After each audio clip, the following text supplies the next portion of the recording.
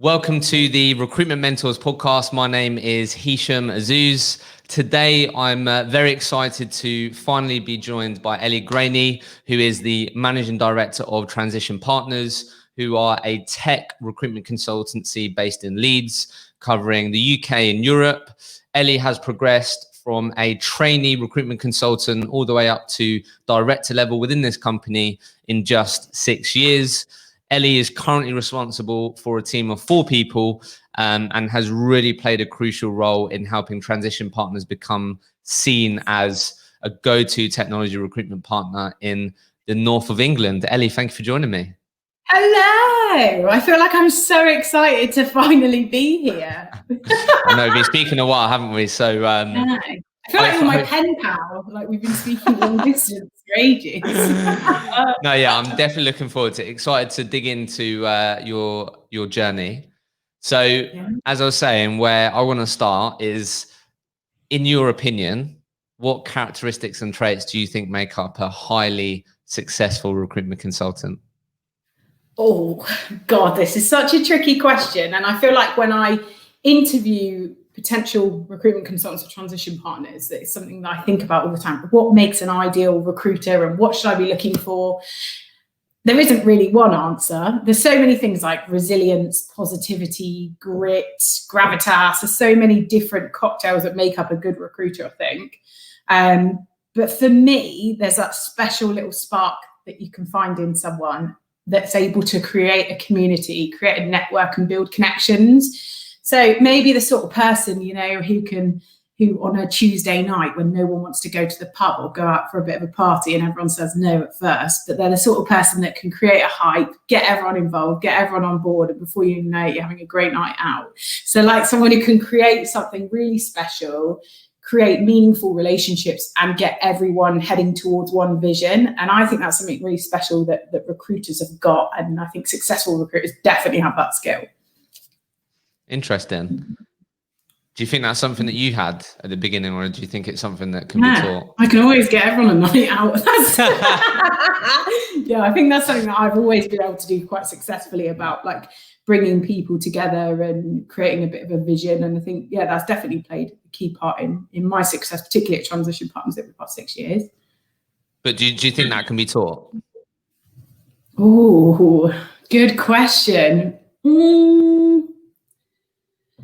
50-50, like maybe a little bit. You can like learn and you can watch other people do it and see. I mean, like I really feel like my job, recruitment isn't just recruitment. There's so many different aspects that people don't, and I guess it's the different aspects that make a really good consultant. So bringing networks together, communities together, training, supporting, advising.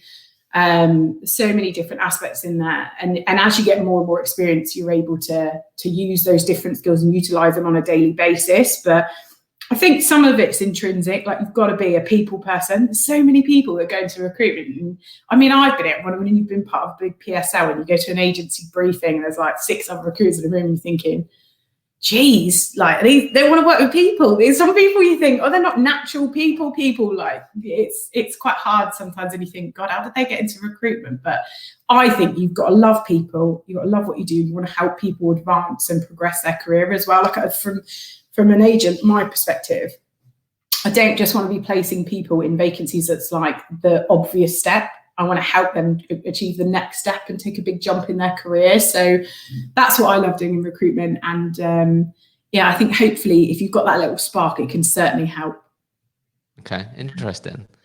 So when preparing for this, I think you've accelerated your career quite quickly. On the face of it, it looks like that, right? So I'm really excited. Like it feels like a lot of early mornings and a lot of late nights, but yeah, I guess so. I guess in comparison to because I was saying before, a real common goal whenever I've sort of searched for what people's ultimate career goal is for their recruitment career, a lot of people sort of lean towards wanting to sort of head up their own team and grow their own team, or it's sort of achieving that director status within their agency. So why don't we start by like how would you describe your first year in recruitment, Elly? Awful, like the worst horrible year I probably ever had. It was tough. Like it was, you cannot underestimate like how tough that first year is. And I mean, my background, I'd never worked in an office before, so I was a little bit like a caged animal. Like I don't know whether you want to go into background, and kind of before that I worked in the beauty industry, and I worked in sales, and I travelled all over the world. I met my chap in Australia, and he's from Leeds originally, so moved over here. And I was running a champagne nail bar in Harvey Nichols in Leeds. So wow. I was selling nail polish. Yeah, like I was selling, I loved it. I had loads of vouchers for for Harvey Nichols, which is amazing because I had a really good handbag collection, but I didn't have any money for a mortgage. So I thought, do you know what, I'm going to do something different. And a load of my clients were recruiters, and they were like females that were doing really well. Yeah, and it was so cool to see like these women come in, and they all sat there drinking champagne, having their nails done, and I used to have a really good laugh with them. And they always said, do you know what, you should get into recruitment. So I started at the very bottom. I interviewed with a few different agencies in Leeds and through a rec to rec, and I had no idea what I was doing, to be honest. I actually thought the rec to rec was offering me a job at first. Yeah, it's so common. I didn't know, I just didn't understand what he was even doing. So it was, quite unusual circumstances. Interviewed for a load of companies. I ended up getting quite a few offers, which was fantastic. And I went into recruitment at 24. So for me, it was like make or break. This isn't just an opportunity to give something a go. It's either going to work or it's not. And if it doesn't work, I'll be a bit of a failure. So my first year, I put a lot of pressure on myself. And Sandra put a lot of pressure on me, which I loved in hindsight, knowing the amount of accountability that she put on me. It was fantastic. I worked with, when I first started the Transition Partners, it was just Sandra and Emma who are still there today. Yeah, I was going to say, why don't you describe like what Transition Partners look like? Because I think that can help with context on the journey that you've been. But like, just really quickly, like, why did you choose Transition Partners and that environment? Because that surely must have felt really quite daunting if you're joining two people in an office, and then there's three of you. Oh my God, it was so daunting. It was so scary back then. Yeah, so I had a couple of, I think I interviewed in 2 days. I interviewed with 5 agencies. I got 4 offers. One of the the one I didn't get an offer with, their response was, this isn't the sort of office where we wear navy suits. They said, our lads don't have football style haircuts. And I didn't understand for ages. I think, God, what the hell are they on about? I'm a 24-year-old woman. Like, it's got absolutely nothing to do with. And I think that translated as like they were looking for probably people a little bit more vanilla, whereas I'm definitely like a mint chop chip kind of girl. Do you know what I mean? It's all about personality and making relationships with people. And for me, it definitely would have never been right. It was working in accounting, recruitment, actually, finance recruitment. And then the 4 other offers I had, I liked. They were actually all bigger businesses, apart from Transition Partners, which was the smallest. So Sandra had started the business like 2 years before, and she was a really successful recruiter for about 10 years before that. And she worked for some amazing brands, really good clients. Emma helped resource all the roles. So it was just the 2 of them in a small office right in the centre of Leeds. And for me, I could just tell there was like a bit of opportunity, like there was a bit of a spark. I love the fact that I'll be working with like 2 other strong women. It was relatable, and they were doing, I mean, even remember, like Sandra sat there with a pair of Chanel earrings, and I thought, oh, I like this. I could have a bit of this. So I thought that was all that time ago. But I remember just thinking tech was probably out of all the industries I'd interviewed with, which were like FMCG and finance, tech was probably the one I knew least about. And that came, as soon as I accepted the offer, it became pretty apparent actually, because I couldn't even like turn computers on. I had like no idea. Yeah, like honestly, it was a hell of a shock to the system. But I think it was about the people. And I knew that I could just spot like an opportunity. I knew that this company had a lot of potential. It had the groundings of a really good business. And I thought, why not join something where you're number 3 rather than number 53 and be another recruiter? Yeah. Fair enough. But with that comes more accountability, potentially responsibility, those things, which it seems like you've grasped. So I guess what was, I always like asking this, like what was the best piece of advice Sandra gave you or Emma gave you in that first year, do you think? Oh, bloody hell. Don't give up until the roles are filled. That was basically it, really. We were an absolute dream. Honestly, I still think about it now. Like, we were an absolute dream team. I don't know how we did it, how we worked back then. is very different to how we work now. And I think that's been a large part of our journey as leaders, is because that we were all so committed to transition partners. But when I say blood, sweat and tears went into this business, I am not lying. Like the amount of graft that went in. We used to get into the office for 6:30, 6:45 in the morning. We didn't leave till 9, 10 at night. I didn't have, when I first started, like, it's a really good example, I didn't have a car parking space. In Leeds City Centre, it's quite expensive to have parking in Leeds. So I used to get the train in and out. And then it got to the point where I kept missing the last train and I'd have to pay for taxis home. And it kept happening all the time. And because I was just working too late, I didn't keep an eye on the time. And then Sandra was like, right, we're going to have to get you a car parking space because you're just working too many hours. So we ended up getting hooked up with parking. That made things a little bit easier. But I got that pretty quickly, probably within about 3 months, because it was clear the amount of hours we were putting in. But it was brilliant to be a part of, and it was really, really hard work. I think my first grey hair probably came in about 3 months into recruitment, but it was really good. And like, I learned so much, and every role we got, we filled. Like, our conversion rate was impeccable. Like, we all believed in everything we were doing, and we kind of just grew from there. At that point, I came on with the idea of being a 360 consultant. Like, my biggest skill coming into recruitment was that I was good at sales, so I was good at working with people, but we had so much work on, we just had to do delivery. So I was just doing 180 for a long time, which was great. It was a blessing and a curse, I think, but I learned a lot, and it was very candidate led. Like, candidates were at the forefront of everything I was doing. I built a really strong network, and I built a real good community around me. At the time, I was specializing in business analysts, so more technical business analysts, but doing bits in business change and transformation as well, which was like the perfect market for me, because they're all like, in tech, these are the people in tech. So they'd be more happy to call me and share all their knowledge and tell me about all their other friends in tech. And yeah, it was really good fun. But cut my teeth first year, a lot of hard work, not a fun experience. Plenty of times I came home and crying and saying I was going to give up. Actually, I did that a lot, I think, my first year. Really? I did. Yeah, it's tough. It was. Why didn't you quit? Oh, why didn't I quit? Probably because I wanted to prove everyone wrong. Complete underdog. My, I guess from a personal perspective, my background, I dropped out of school at 16 to go into beauty. So I left school. All my friends were really successful. They all lived in London, were doing really, really well in like fashion and fintech. And I went traveling, and I spent loads of time working in the beauty industry, which was great fun. And I learned a lot and created some really good networking skills, but I didn't really have anything to prove, anything to like show from it. My brother was extremely successful. He'd been to university. He's a retail director of a company down in London. My dad had a successful business, and I kind of just thought, you know what, I need to prove them that I can do really well, even though I dropped out of school. Because when I dropped out of school to go to beauty school, everyone was like, what the hell is she doing? Really? Yeah. And I think from that perspective, everyone had thought I'd made a huge mistake. When I said I was going traveling, what are you doing? Big mistake, don't do that.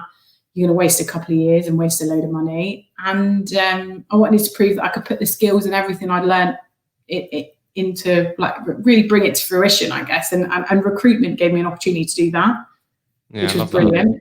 Just really quickly then, just on that, and then it'd be good just to get some context on sort of how long you were just delivery, then when you transitioned to more 360 management, etc. But you hear this all the time, right? Like, why was Elly able to sort of put the shutters on and block those opinions out? Because a lot of people would have taken on those opinions and not went into beauty and didn't go traveling, right? So why I don't know.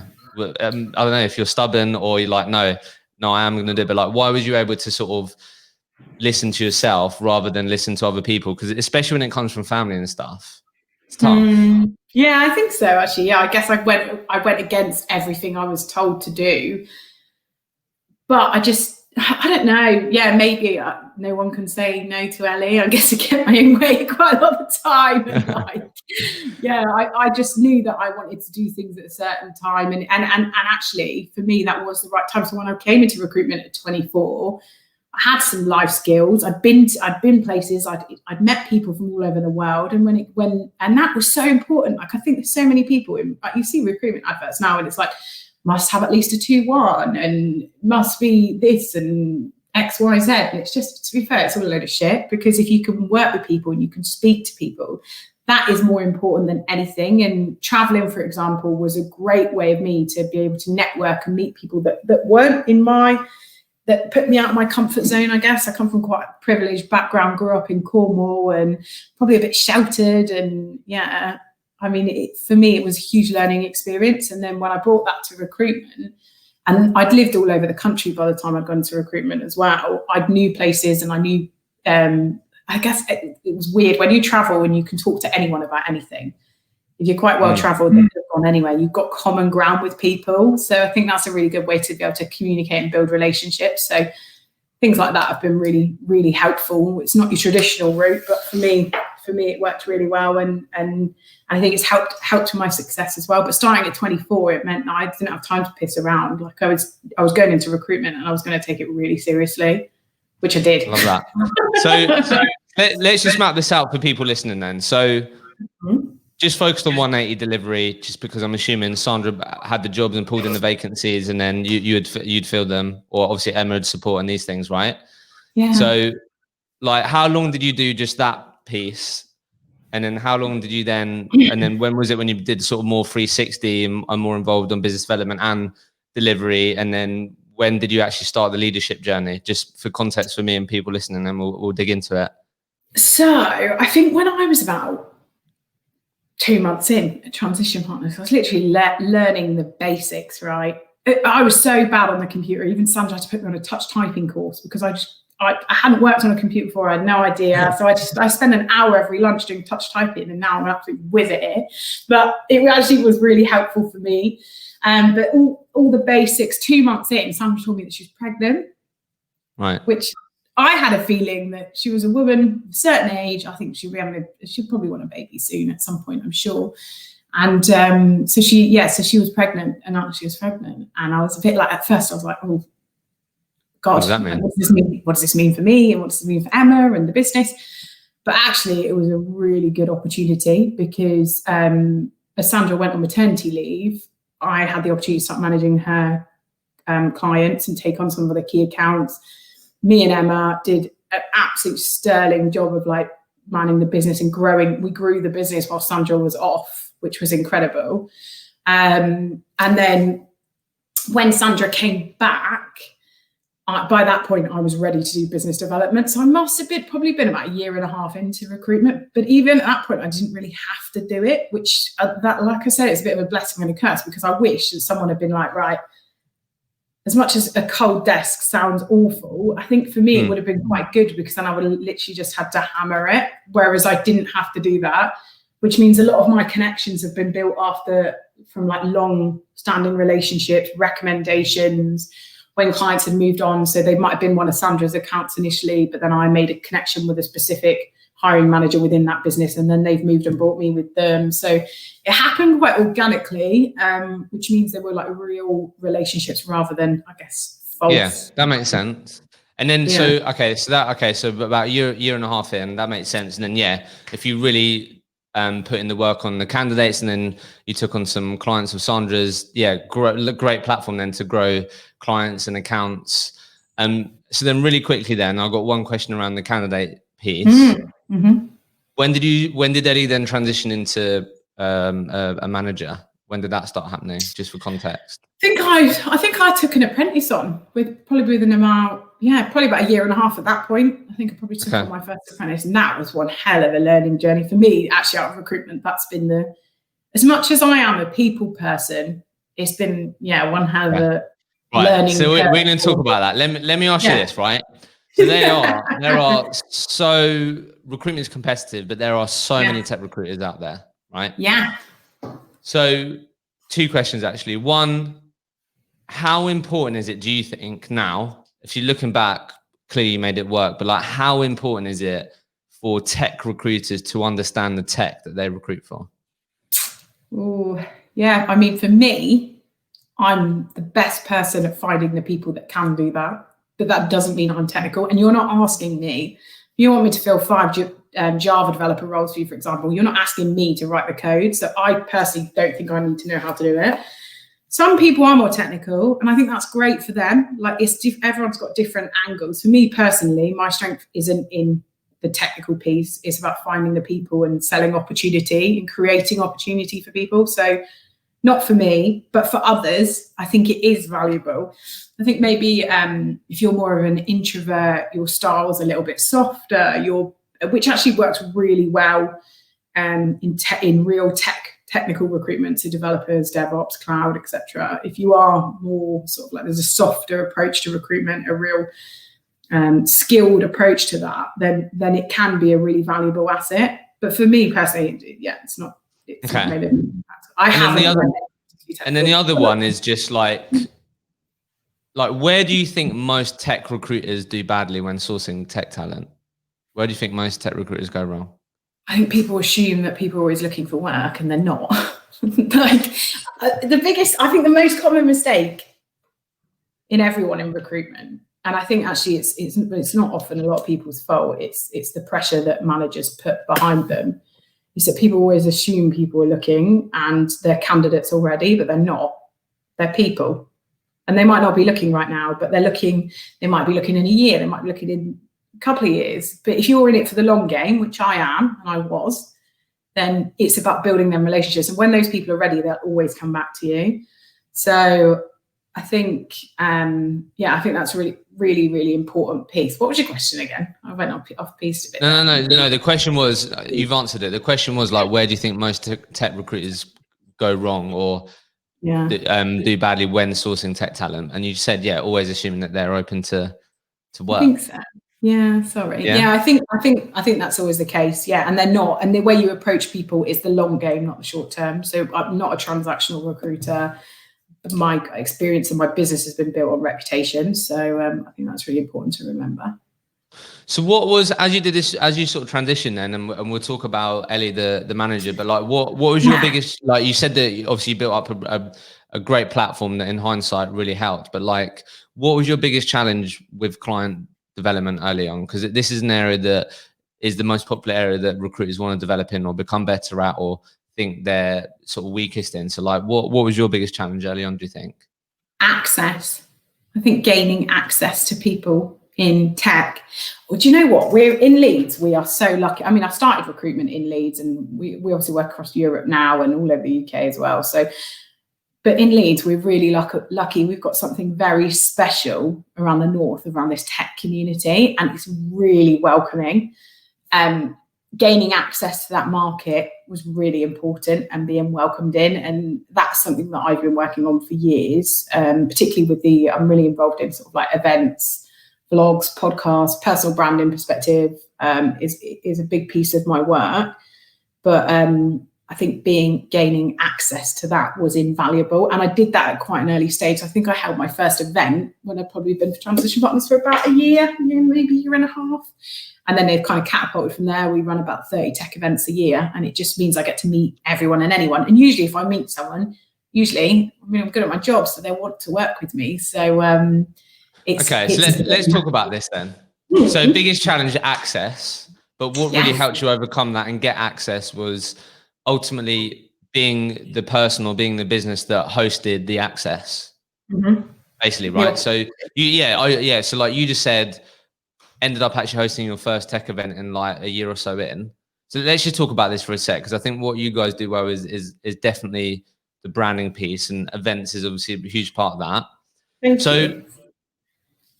I think from my perspective, I think it's very easy for recruiters to go, events been done, they've been done, people do them, right? You can't do enough of them, I don't think. Yeah, fair. So I'm glad you said that, but I think it'd be easy because everyone always wants to know what the next thing is. Is it podcasts? Is it videos on LinkedIn or whatever, right? Everyone wants to know what the next thing is. So I'm glad you said that. But like, if I'm listening right now and I'm someone that's like, you know what, I've actually really recognized an opportunity that I can give access to my network, or I can create the place where people can access each other, blah, blah, blah. Like, where did you go wrong with these events early on? Why did I go wrong with them? Maybe vetting the people that you have attend, depending on what you were trying to create. I soon, to be honest, I got my head around them quite quickly. I think if you're just there to create money out of an event, it's really bloody obvious and everyone can see through it. So don't go in it with that goal, but go into it with the idea that you're going to create a community and bring people together. Because if you bring people together and introduce people to people, they'll introduce you to other people, and you gain access to a market, the hidden market. Yeah. So I think, don't go in with a business agenda, but equally start thinking about how you can turn it into opportunities rather than deals. So I was getting to the stage this year, it's turned everything on its head around the event space. But last year before, I was probably making about, at least, I think it was last year, 80 grand's worth of my fees came from people that I'd introduced to someone at an event. So I tracked it to see how much, just over 80 grand. So I basically would invite hiring managers, invite specialists within the field that I knew they were hiring. These people might not be looking for work at the time, or this person might not be hiring right now, but making introductions like that. So and then that's just from a billing perspective, but from a BD perspective, the opportunities have been kind of endless off the back of it. You've got. How has it helped client development? How has it helped client development? The relationships that you can build with people, you're just getting time with people, with these professionals. I mean, everyone's busy, right? And if you're not at work, you want to be spending time with your family or friends. But finding something that's a combination of all of that. So it's something their tech people are really passionate about what they do. So they're talking about something they love, which is awesome because they're so passionate about it. Talking about something they love, they're in a room full of people with the same, I guess that we're all on the same wavelength. And we're all having a great time. There's a few drinks there. We're doing some networking. We're learning about one another. We're creating a community. We've got the same purpose, same goals. And that's something. There's such a buzz about good events. Like honestly, it's the favorite part of my job actually is the events, because the high that you get following an event, you just don't get that sat in the office banging on the phone. But the results are actually much better. Okay. So what I want to ask you is you've got the attendee list, right? This is when we can meet face to face, and hopefully we can do more of that. But I definitely have a question around, if I'm listening right now, like what would you say to me if I want to start creating this in the virtual world? Because you've probably gone through these learnings recently. But just a real quick question, because I was definitely rubbish at this at the beginning.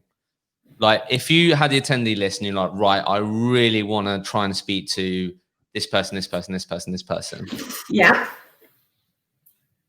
What would be for you? What would be how would you approach that? Like, how would you approach that person? Or like, what would be the opener? Or like, what's your go-to advice for your team who's like, right, Elly, so I know these people want to speak to them. Like, what would your advice be to try and start a conversation with them at this event?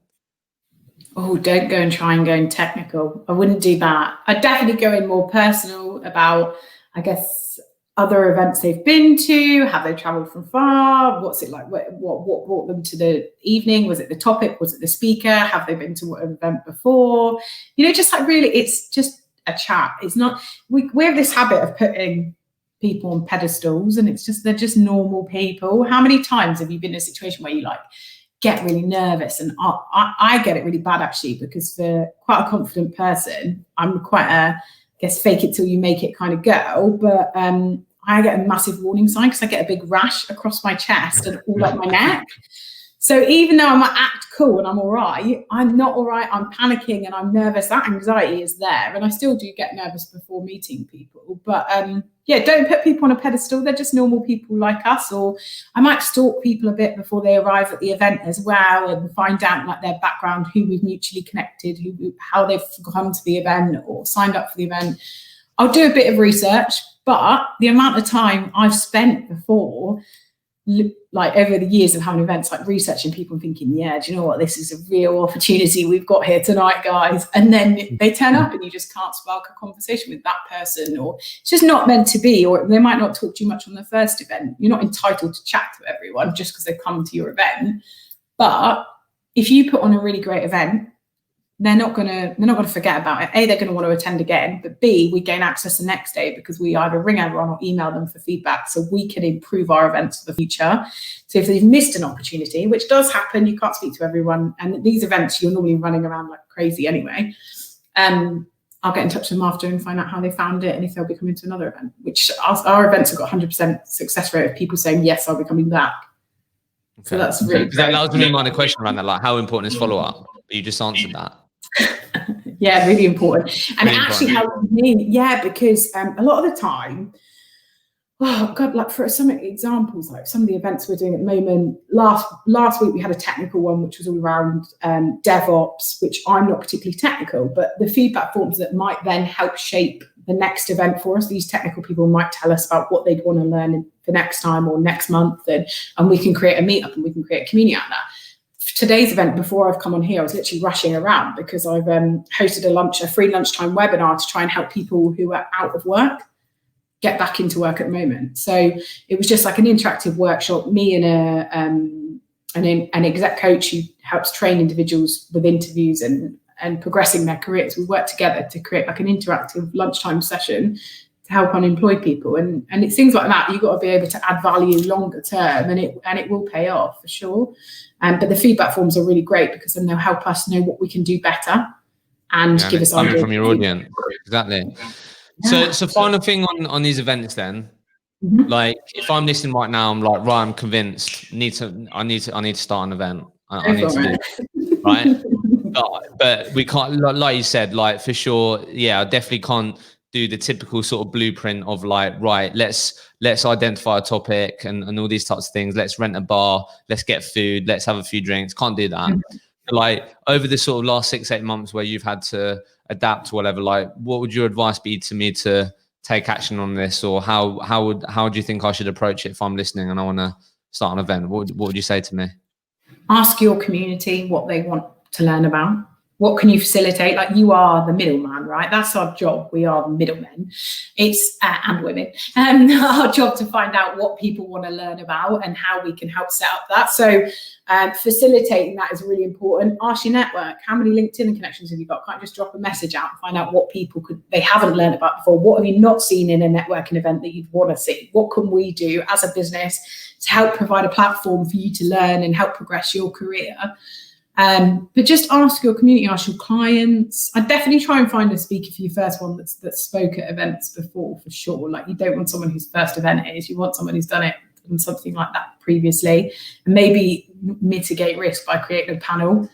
And then from a branding perspective, then if you have the opportunity to host that panel, then even better, because like I'm hosting a panel on Thursday and it's all about thriving through menopause, which is a subject that is not like something I'm particularly well informed about, but I've got some amazing women in tech talking about it. And it's all about how employers can help support women and families going through the menopause and what we can do better. So I think being able to host the events and actually host the panel is even, you gain immediate access to a host of people that you wouldn't normally be able to speak to, which is really cool. Okay. So yeah, remember that, you don't have to be the speaker. Find the people that you don't have to listen to, speak to your audience about identifying a topic. And then, even better, if you can host a panel discussion, you're creating the access, you're creating the place. So for years, I didn't host the events, by the way. For years, I just sat in the corner and like... Really? I used to, well, maybe not quite so much, but I kind of did. I'd do a bit of an intro, hand it over to the guest speaker, and then I'd do a bit of a close at the end. But they're not salesy. That's a lot of feedback that we get actually from our events, which was probably quite valuable for your listeners, is that a lot of other tech events they go to, they're quite salesy. And it's really clear, like quite often people will come to our events and then at the end of the event, they'll go, so what do you guys do then? And for me, that's like the best, like, oh, that's so great. I know like most recruitment agency owners will be fuming, like we've wasted some money, they don't know who we are. But for me, that's good because you don't know who we are. A, you want to ask who we are, which is brilliant. But B, we haven't been selling to you. It's a softly, what do you guys do in tech? And then we're able to build longer lasting relationships. So that's really good. Okay, love that. If you're listening right now, hopefully let's take some action and get bringing access, right? That's I think even more so now from what I can see, people want that. People want community, people want access. I think 100%. it's become even more normal just to jump on a video call and attend something. So if you're not convinced by sort of the tangent that we just went on here together, I think Elly's really is the living proof that this can work, right? So give it a go, and like if you are stuck or really want advice, I know you'd be keen to help, Elly. So like anyone that's listening and wants to take action on this, like do it for sure. 100%. So let's just talk about then for the rest of the time. Let's just talk about Elly, the director, right? How did that happen? So the great thing about recruitment, right, is there's no way that Elly is getting opportunities like becoming the managing director of this recruitment business unless you're delivering, unless you're achieving certain outcomes, right? So let's talk about this. How was Elly's journey in terms of performance, billings? What did that look like over the last couple of years? Yeah, I mean, it's been a journey, isn't it? I've always been one of those people, someone sets me a goal, I will overachieve and I'll do everything I can to do that. So I was very accountable, even though I was given roles as a 180 initially, I ran it like it was my own business. Probably that might have been quite annoying for Sandra to start with, to be honest, like, who's this girl coming in? But that was really important for me because I guess I've got a bit of entrepreneurial spirit in me, and I wanted to run it like my own. Every responsibility I took on, I was accountable. I'd be doing bits when I was meant to be on annual leave. I'd be taking calls late night, and I was working every Sunday afternoon from 4 o'clock till 6 o'clock every Sunday. I used to work to find candidates because I wanted to come in on Monday morning with CVs ready to go. I mean, that's a long time ago now, and I think the way that we have to work has changed. It was probably a bit archaic in its approach back then, but things have changed. And the proof, I guess, was in the pudding. My first year, I ended up, I think it was about 140K, which was good. What was your best year? 340, about 340 on per. Yeah, so it's perm recruitment. I do a little bit of contract, but not very much. When did you hit 340? That's an amazing achievement. Yeah, last year. This year, obviously, it's the first year. Actually, I was a bit annoyed. It's the first year that I've not grown. Each year there's been growth, and it's the first. Well, in terms of your billings performance, yeah. Yeah, it's always gone up. Let's talk about this. Yeah. This is probably one of the most common things where people want to ask questions like, Elly, how have you gone from 140, 150K, 100K to the next level of hitting 200K to 300K plus, right? So let me start with this. I know you said that. I know you said like you just make things happen, right? And you'd easily admit that like you're not the best person that like has the best process or whatever. But people always want me to ask, what does Elly's day look like, the 300K plus biller, compared to the 140, 150K biller? Oh God, that's such a good question, isn't it? And yeah, like I said before, I think one of my biggest things that I've had to work as a leader is explaining the way that I do things, because I find that really challenging, because I guess quite naturally I'll always just make opportunities happen and I'll get the end result I want in a conversation. So I find it really hard. What does your day look like? Like, how do you structure your day now today? Like, I'm sure, because that's probably what you've become better at, if there's a structure. So today, for example, so I started spec'd out a few candidates this morning, started at 8 o'clock, spec'd out a few candidates this morning. I had a BD call booked in with a client actually this morning at 8:30, which was the first client I've had. Actually, you'll be excited about this, Hisham, because I was so excited. Someone messaged me saying, what do you recruit in tech? We'd like to work with you, which was so exciting, because it's like, they've come to us, which is awesome. So I had a call this morning, then I had some speccing, then a BD meeting, had a catch up with a couple of members of my team about bottlenecks and how they're getting on. Then I had interviewed for someone at Transition Partners, actually, which is really exciting. So hopefully that goes well. Then I hosted this event, and then now I've come on your podcast. So in terms of BD time, it's been fairly limited, but the conversations I've had have been the right conversations. Okay. And I think that's probably a really big tip that I think's worked well for me, is like going with my gut. you're not going to be able to work with everyone, right? Not everyone's going to like Elly. I know that, right? I'm not everyone's cup of tea. But the ones that do like me will keep buying from me. And that's the important thing. So I think it's about building relationships with the right people and knowing when a lead is like, when it's going to be a bit of a dud lead, rather than pursuing it and hoping and wasting your energy, your time. And ultimately it's going to end in disappointment. Okay. So like, so like any like, let me ask it this way. So like, because I think it's interesting, right? Because some people may go, right, so maybe initially first 2 hours of my day are always this, next hour always this, blah, blah, blah, right? So I guess what people are interested in, Elly, is like, what daily must-dos have changed that you think has impacted performance, increasing performance? I spend a lot of time on my network. So I spend a lot of time on social media. And I think a lot of people, I think for me, it's one of those things. I see it on LinkedIn. I see all these 8 marketing agencies that say, do this for LinkedIn to be successful and do this to grow your direct business and blah, blah, blah. And you think, bloody hell, does that even really happen to anyone? And a couple of months ago, I felt exactly the same.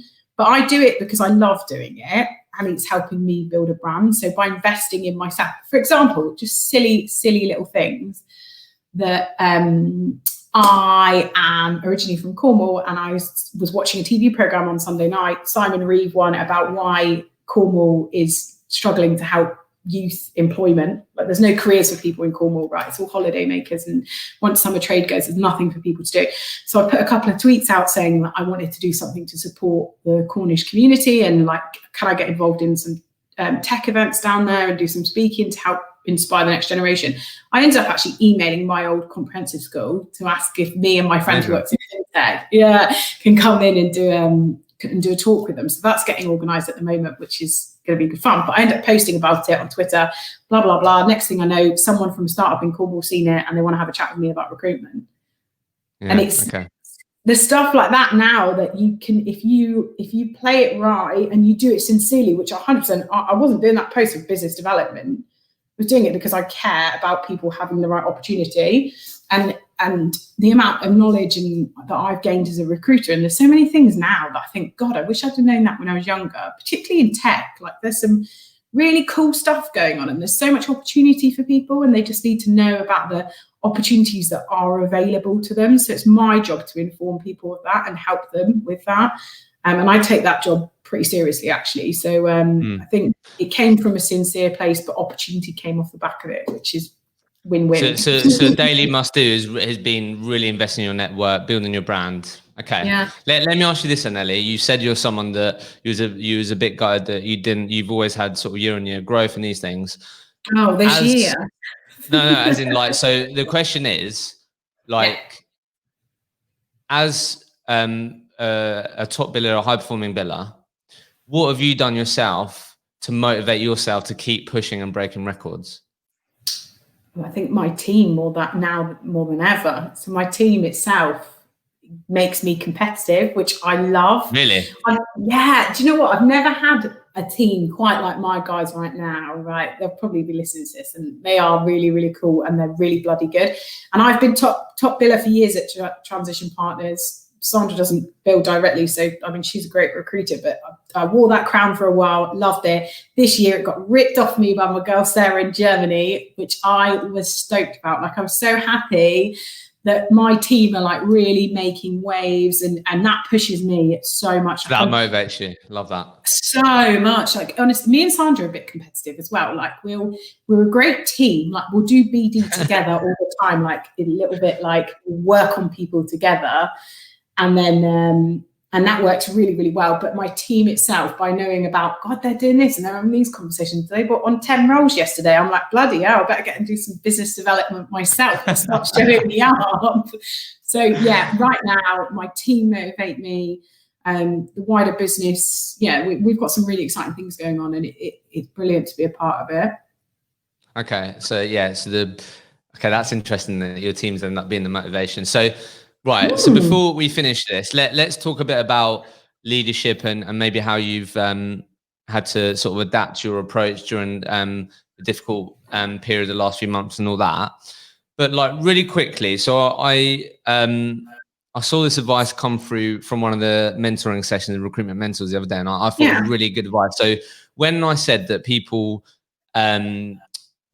aspirations in their recruitment careers to become a director, right? So I want to ask you this question, and it'd be interesting to see if this is relatable, something you did or whatever. But this tip and advice that came through was how important it is, if you really want to get to that director level or head of or whatever the title is, that it's really important that you sit down with the person above you, the owner of the business, whoever it is above you that can help you get there or makes a decision or whatever, how important it is to sit down with that person and actually map out and understand and agree together what you need to do to get there. Right? How many people actually sit down with, let's say, Sandra, if they're in the same position as you, and go, right, so if I achieve this in the next 90 days, will you give me another apprentice? If I achieve this in the following 90 days, will you then give me, let's have a conversation about getting shareholders in the business, whatever it may be, right? So like what have you done, or how have you approached getting those opportunities? You clearly recognized with your gut, there's an opportunity in this business to be more than just an employee, you're number three and more of that, right? Which is part of it, circumstances, environment, but you've given yourself that opportunity. So like, I guess, did you do any of that? Or like, how did you make sure that you was that person that got opportunities to own part of this business or get that director status? I think I made myself transition partners quite quickly. So I literally really embedded myself in the business and put I was the foundations of TP, and I'm there. I might not have been there in year one, but I'm there 100%. So I've made myself kind of, I guess, invaluable to the business. I didn't sit down and go, what do I need to do? I don't remember like having conversations like that, but I naturally, I guess you probably can't do it. If you're from a bigger business, if you're from a bigger agency, you would need to do that, right? It's quite easy to get overlooked. And I'm sure probably a lot of bigger agencies, well, the next step for you would be management. But that's not always the right step for everyone. I think you just need to make yourself really invaluable. You need to be seen. You need to become that business. And when you do start from working for a smaller consultancy, that is definitely easier. The opportunities that we have with transition partners, even hiring now. Actually, I was having a conversation with someone yesterday, a tech recruiter that we were interviewing. And I was saying to him, there's not many businesses where every time we hire someone, we see it as a bit of a new opportunity. And although we're not kind of sat back glaring as in like, we've done this and we've done that before and we've got this experience and we've had this success, and we're actually like, we're here to learn from one another, and we open, I guess people are welcome with open arms, and that they come in and make a real difference. If you don't get that opportunity, then you can go somewhere else, because there's plenty of companies over there who need really skilled people who can add value.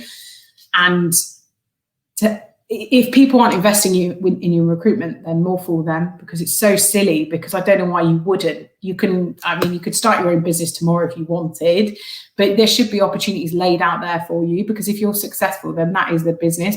Our business is people. And if our people are progressing, we're progressing. So there's no reason why we shouldn't be supporting them and looking after them to enable them to do the best job that they can do. So did I sit there and do a full business plan? No. But did I barge my way in and give her no choice but to make me a director? Probably, yeah. I think that's the advice. Like it's what you said earlier. It came probably quite natural to you. You treated it like it was your own business, and you made yourself indispensable. That's what you've done. And when you do that and truly do that, you're going to give yourself opportunities, right? So I think that's the lesson there, and that's how people should approach it, particularly in smaller environments. I was in an agency of that size, and you could definitely grab that with two hands if you really wanted it. If you really wanted to become indispensable with this company and take those opportunities, then it's exactly that.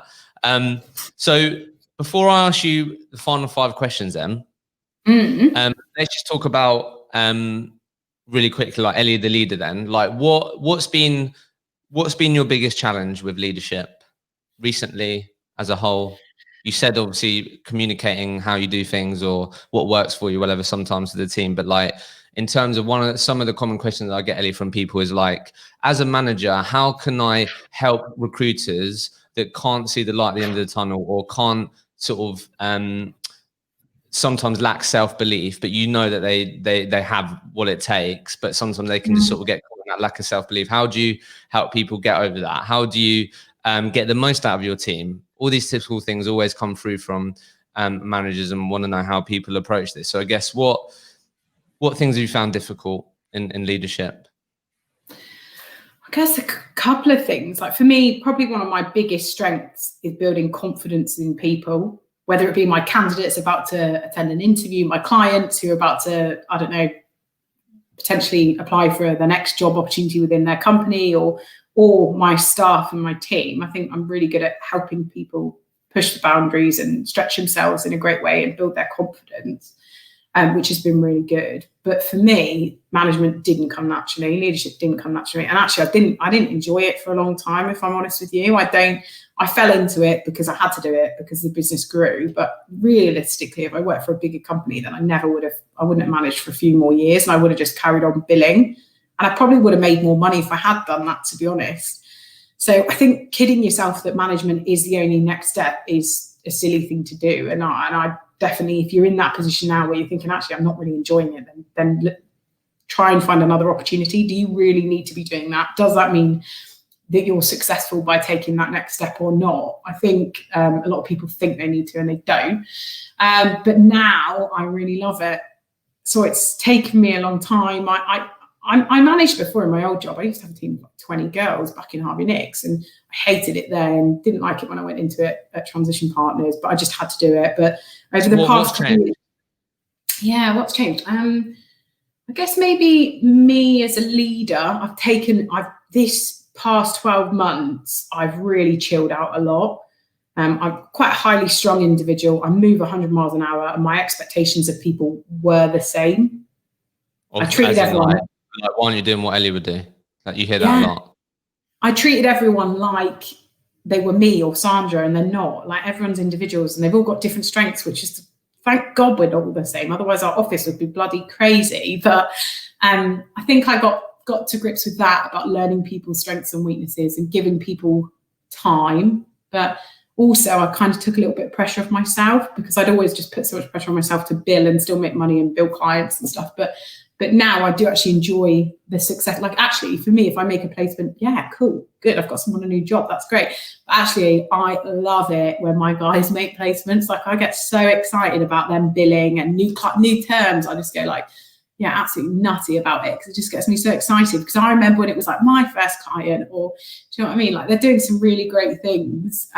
We've definitely got a really strong team, actually. And I think for now, this year's been awful, and it's just been such a shitty year for everyone. And I've had a couple of like personal things that have gone on that have knocked me back, really.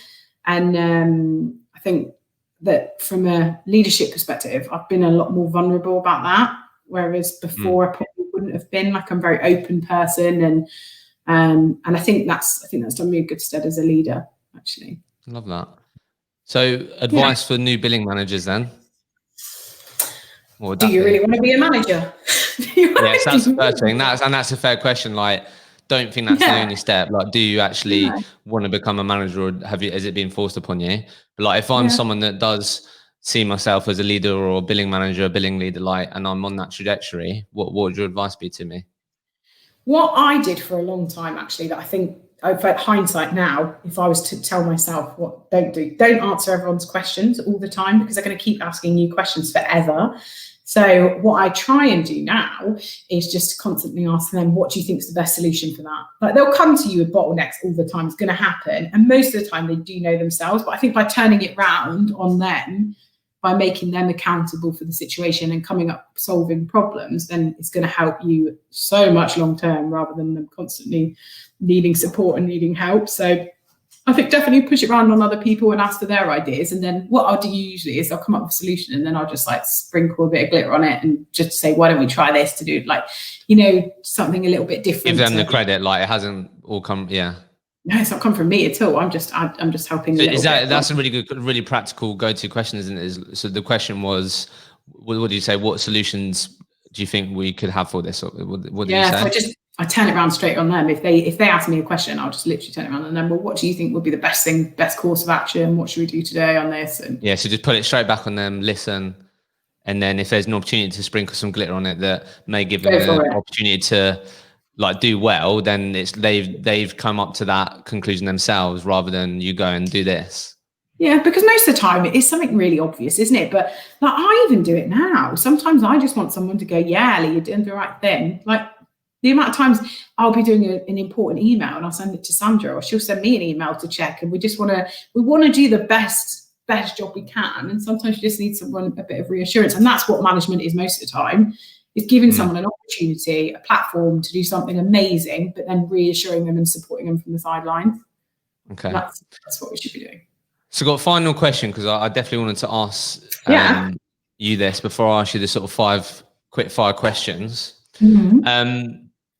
Like, and because I see you guys do a lot of this in the tech world, like how do you think we can move the needle on creating more female role models in recruitment? It's hard for me because I work in a business that's 80% female. So I don't really see this being a problem in my business. But if not, even ours, we actually want more boys. But I do a lot of initiatives within women in tech. And I think it's about exploring opportunities, and I guess it's just using the same principles and applying it to recruitment, telling people about the opportunities. If I speak to young people and they don't know what they want to do, and I think they've got the right characteristics to make them a good recruiter, I will tell them that they should give recruitment a go, because what's 6 months, 8 months in recruitment, it could completely change their life. And it did mine. But the impact that it's had on opportunities available to me, networking financially, I would not have had that opportunity. I mean, I left school, I can't even tell you what GCSEs I've got. There is no way that I could have done as well as I have in any other industry. So I like to shout about it and tell people how cool it is. And I'm actually tonight, this is exciting, my 18-year-old cousin's ringing me up because she's got an interview for a job in recruitment down south. So I'm like super excited. Yeah, I've actually told her to listen to your podcast, actually. I was like, so basically the advice is tell more people about it. Like if you're someone that thinks, you know what, they could be great in recruitment, like tell more people about it. Like, yeah. You don't always have to be a certain type of person. I've seen different types of people, different personality traits be really successful in recruitment. So there isn't like a one size fits all for what makes a good recruiter. So tell people about the opportunities that are on with recruitment. It's all a bit, I mean, like you say, a lot of people said to you about rec to recs, and it's all a bit cloak and dagger, isn't it? When you first go into it, you've got no idea what it's all about. But I think by talking about it and by talking about all the amazing opportunities and life-changing events that recruitment can have for you, and the confidence that recruitment can give you, I don't think there's many other industries like it. I mean, we've got some people in our business, and when they first started, now we've just seen them blossom into completely different people, and it's really cool to see. So I think if you can, if you love recruitment and it's made an impact in your life and you think someone would be good at it, definitely tell them about how great it is. Encourage people to get into it. It's an awesome industry. Love that. So I've got 5 questions for you, okay? Oh God, okay. First one is, if you could change the industry, what would you improve? God, there's so many things, isn't there, about recruitment that people don't like, and what would I improve? More around unconscious bias for me is a big thing from a recruiter perspective. I think recruiters do it. I think hiring managers do it. I think recruiters do it when they're recruiting recruiters. And it just, I don't like it at all. There needs to be more education around it. And we need to do a better job of being unconscious with anyone and everyone. Interesting. What book have you read that has had the biggest impact on you? I'm really not a reader. I listen to podcasts. I like all your podcasts have helped me. Honestly, I'm not even joking. I've been like a day one fan. Everyone who works at TP, they all listen to your podcast, because I genuinely think that some of the stories that I've heard have really helped inspire me. And like, sometimes recruitment's bloody horrible.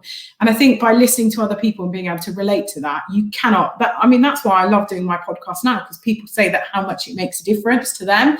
And I think, by listening, and some of the stories that you've had have been really impressive, and they've certainly helped me when I've been going through like shitstorm of a week. Do you know what I mean? Thank you. I appreciate that.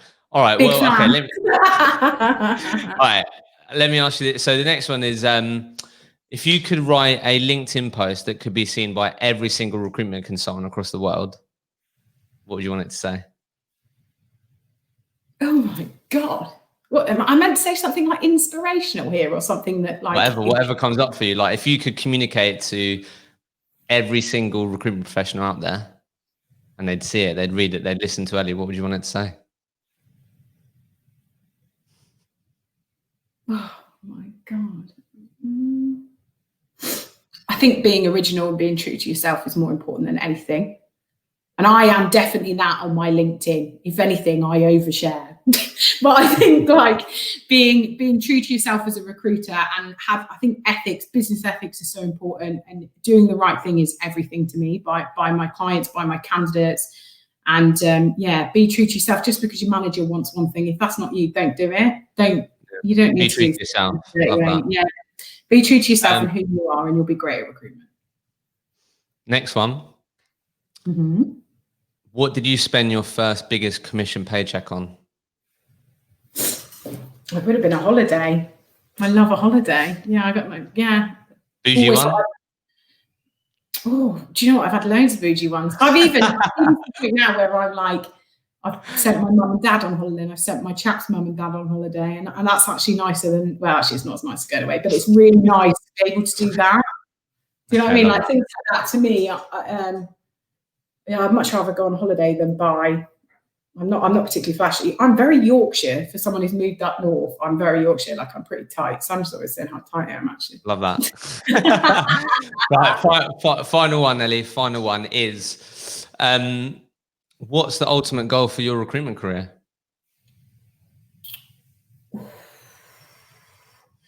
I want to take TP to the next bloody level. Like I already think I love my business. Like we've got the coolest people in there. They're doing some amazing things. The sky is the limit. It's like, honestly, if we could get more people like we've got, there's no reason that we can't take over the world with recruitment. We've got something very special bottled up. And to be able to put that out in the net into the community would be amazing. Grow the business.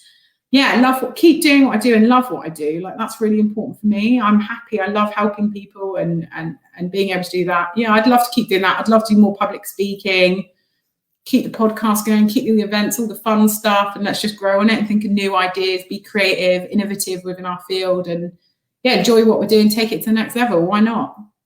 Take over the world. Yeah, America, watch out. You know, we're coming. Love it. Elly, it's been an absolute pleasure. I think you've been on a wicked journey, and it's been awesome having you on the pod. Oh, thank you. Thanks so much for having me. I've loved it.